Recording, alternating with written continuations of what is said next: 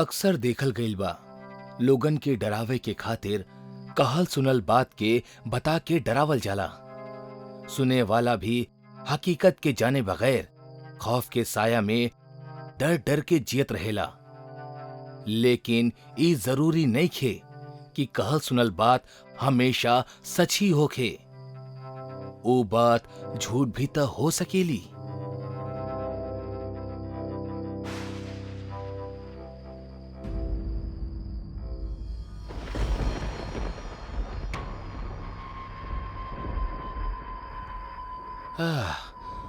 सोहन सुबह ही कहले रहल कि हवेली के साफ सफाई कर दी हा। लेकिन आज खेत में काम करत करत इतना ज्यादा देर हो गई कि सुबह के काम अब रात में करे के पड़ी। विनोद बाबू, आज तो पूरा नींद हराम समझा।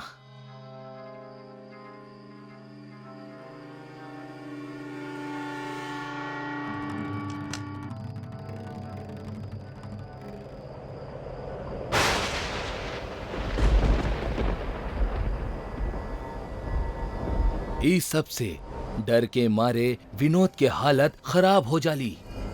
बावजूद एकर विनोद हिम्मत दिखावत दिखावत आगे बढ़ेला कि तब्बे ओकर चेहरा के ठीक सामने ऊपर से एगो डरावनी चुड़ैल के शक्ल आ जाली, जौन चमगादड़ के तरह ओकर सामने झूले लगेली। ओकरा देख के विनोद के सांस रुक जाली। दोनों एक दूसरे के देखत रहले कि तब्बे चुड़ैल ओकर ऊपर हमला कर देवेली और ओकर गर्दन के पकड़ के ओकरा ऊपर खींचे लगेली। छोड़ दा चुड़ैल, हमरा के छोड़ दा। ना छोड़ा, तू हवेली में काहे आइला? ना आवे के चाहत रहे तोहरा। गलती हो गई हमार माई, दोबारा कबो हम ही हवेली में ना आई। छोड़ दा हमरा के, छोड़ दा हमरा के।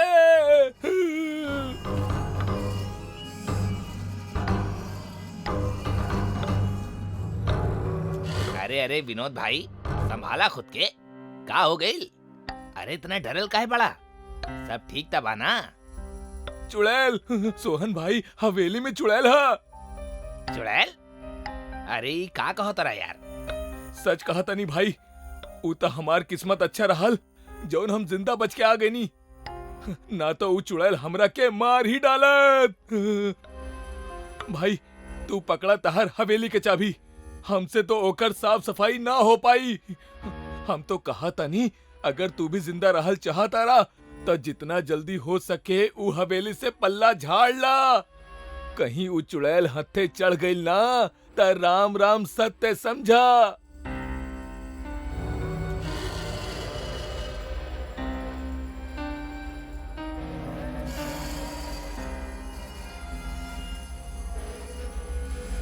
राम, सड़क पे गाड़ी चलावे के बजाय ई उबड़ खाबड़ जगह पे काहे चला रहल बड़ा? ई गांव के कच्ची सड़क है रुकमणी, शहर के स्मूथ सड़क नहीं खे। ई कच्चा सड़क नहीं खे, नरक जाए वाला कच्चा सड़क बा। पता ना तोहार गांव में पक्का सड़क कब बनी है। सड़क बनी या ना बनी उसे हमरा के का। एक बेरी हवेली बेच दी, ओकरा बाद यहाँ कबो आवे के जरूरत ही ना पड़ी। राम और रुकमणी हवेली बेचे तो आवत रहले, लेकिन उनकरा का पता रहे उनकरा पुश्तैनी हवेली में चुड़ैल के रूप में उनकर मौत मंडरा रहल बा। अब देखे के इहा कि दोनों के साथ का होखेला।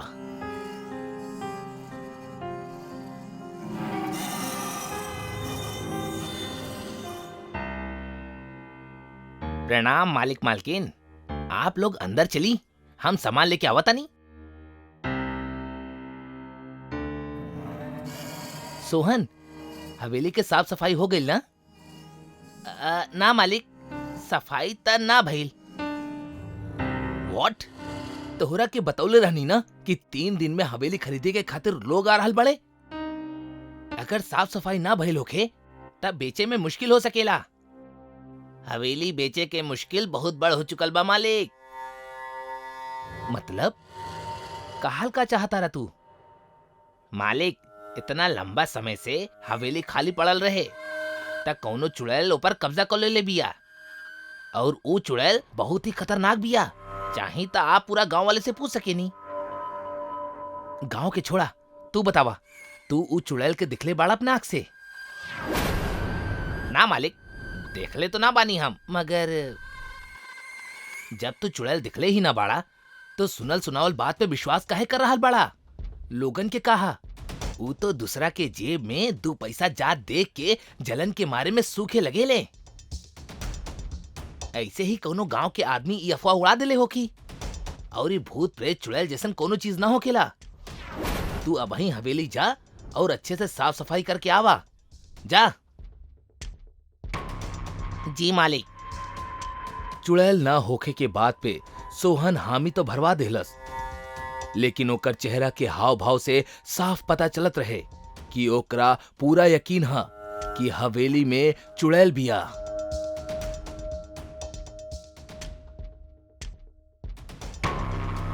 का सोच रहल बड़ा राम? सोच रहल बानी हम भी हवेली के चक्कर लगा ही ली, देखी तो सही इस चुड़ैल के कहानी के पीछे की सच्चाई का हा। बेकार के बात पे जाए की जरूरत नहीं खे राम, आराम करा।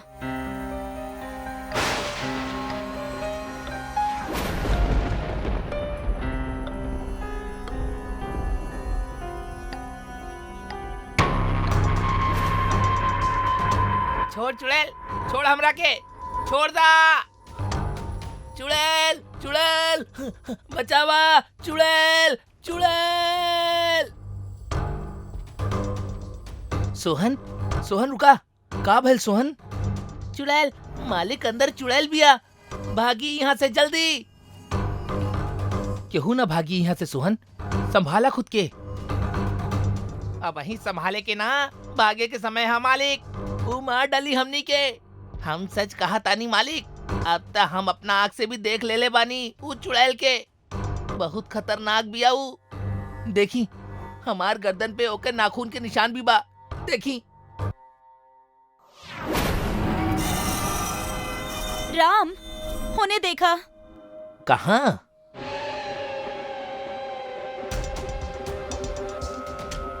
अरे अभी तो उहे रहली, कहाँ गईली?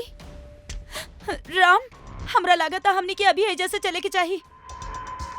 कल दिन में सोचल जाए हमनी के का करे के बा।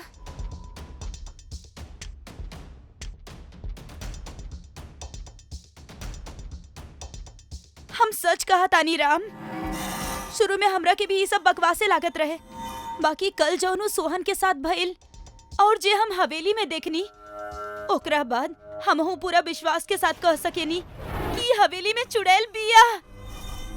हमारा तोरा से उम्मीद ना रहे रुक्मणी।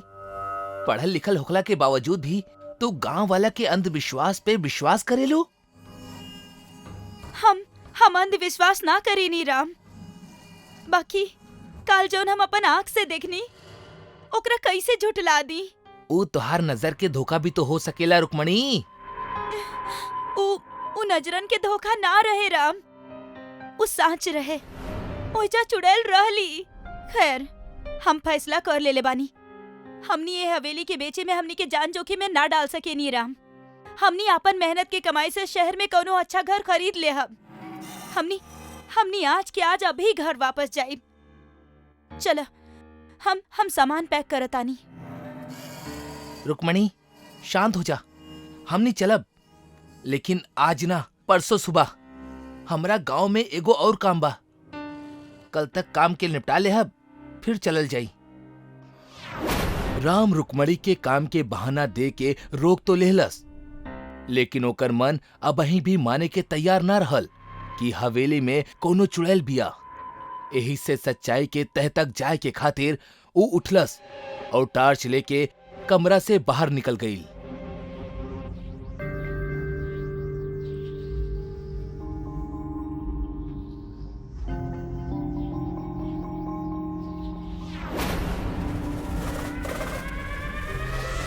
राम हवेली के अंदर आके टॉर्च की मदद से चुड़ैल के सच्चाई जाने के कोशिश करे लागल कि तब्बे ऊ देखेला हॉल के एगो कोना में मुर्गा के कुछ हड्डी पड़ल बा। कुछ दारू की बोतल भी दिखाई देवेली। ऊ पास से देखे के खातिर उनकर ओर बढ़ेला कि तब्बे चुड़ैल ओकर सामने आ जाली। आ गईला तू हमार शिकार बने। बिल्कुल सही समय पे आइल बाड़ा तू। तोरा पता बा ई वक्त हमार खाना खाए के समय होखेला। अब हम तोरा के खा जाइब।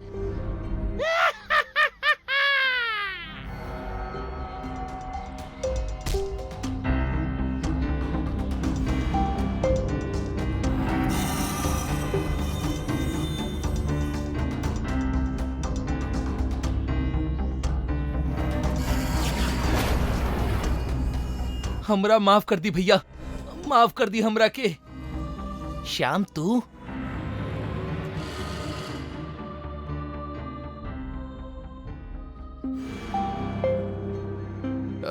हमरा के माफ कर दी भैया।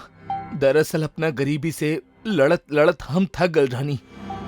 यही से हम ये हवेली जौन के आपके नाम पे बा, ए पे चुड़ैल के साया बोल के आपसे कम दाम पे खरीद के ऊंचा दाम पे बेचल चाहत रहनी। यही से हम ये सब कैले रहनी। हमरा से गलती हो गई भैया, हमरा के माफ कर दी प्लीज। हम इंसान गलती करे के खातिर और उनसे सीख लेवे के खातिर ही बनल बानी श्याम। तोहरा अपना गलती के एहसास हो गइल बा, इससे अच्छा बात और हो का सकेला। हम चचेरा ही सही पर बानी तो तहार बड़ भाई ना, जौन तोहार परिस्थिति के नजरअंदाज न कर सकेले। यही से हम तहरा से वादा करतानी, हवेली बेच के जौन भी पैसा मिली उहमे से आधा तहार होखी। भैया कहल सुनल बात पे इंसान के विश्वास करे से पहले एक बार सच्चाई जाने के खातिर खुद से भी कोशिश जरूर करे के चाहिए। जैसे राम कैलस, ओकर एगो कोशिश के वजह से आज दोनों भाई में लालच और स्वार्थ के जौन दूरी रहल वो भी खत्म हो गई। यही से मुश्किल और डर के हल करे के पहल करे के चाहिए, उनसे दूर ना भागी।